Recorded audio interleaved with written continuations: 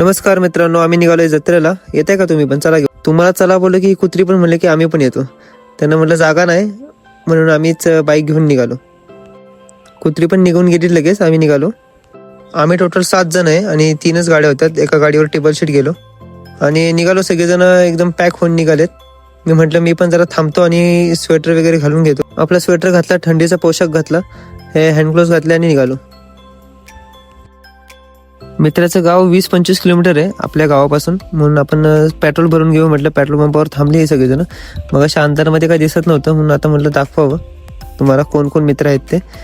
सगळ्यांनी मास्क वगैरे घातले. सगळेजण जसे काही ऑपरेशन करायला निघालेत. काय नाही, पेट्रोल भरलं आणि आम्ही निघालो पुढच्या प्रवासाला. निघाले पोरं काय ऐकतात म्हणजे आपण आता रेस लावू. मग आम्ही पण काय चला. पुढे 10-15 किलोमीटर पुढे गेल्यानंतर हा एक छोटासा घाट लागला. पण घाट वाटतच नाही कारण इकडे बंगले वगैरे आजूबाजूला भरपूर आहेत आणि रात्रीचं एवढ्या लाईटीमध्ये काही दिसणार नाही. फायनली मित्राच्या गावाला पोहोचलो. हा मित्र आहे समोर, हा जो खिशात हात घालून दिसतो, स्टाईलने उभा दिसतो ना, हाच हा मित्र आहे. मित्र डायरेक्ट त्याच्या घरी घेऊन गेला. आता मला पहिलं जेवूया आणि मग मंदिरात पाया पडायला जाऊया. घरातल्याने सगळ्यांनी विचारत होते की सगळी तुम्ही व्हेज खाणार की नॉन व्हेज खाणार.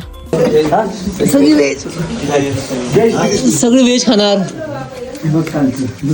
हा आपला कार्यकर्ता म्हणतो मी काय व्हेज खाणार नाही, बघतो काय भेटते का. आणि आपण कॅमेरामध्ये बघून हसतोय आपल्याकडे. नको दाखवू म्हणतोय मला. जसे हे बोलते तसं आपल्याला पण काहीतरी इन्व्हेन्शन केलं पाहिजे.